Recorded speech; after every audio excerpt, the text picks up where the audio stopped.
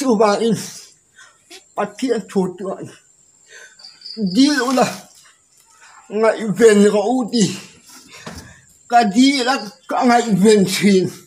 Amen. Chú bà in bội nhẹ chúng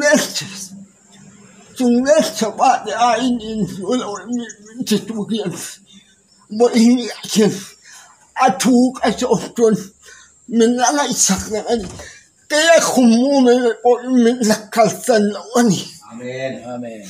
Chú bà cậu nào để cái chạy đủ in cái này chú na nhà đi cậu bự và thiên thì do này bà khẩn nhẹ là tuần thì hiện là mình phải cậu à thì mà xong này có vài tụi có không đôi lỗi gì à thì hiện là này chú bà và thiên mà xong các chủ khóc in phản diện ngọn về ác bố cậu nào chứ khi ta ra là cậu nào về dùng ông chú ngại lệ cần phát hiện chú ngại lồng thú cái sợi á kim nấu lại chất phổ mà khang anh ấy khang đạn để có ổn để tia cái nấu lại đâu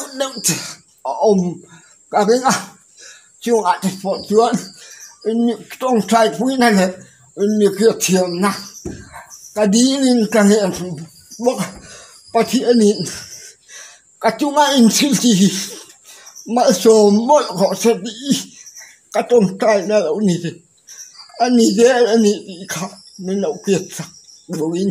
Amen. Thì bây giờ cảm ơn kiểu Amen. Amen. Amen. Quý thế mày.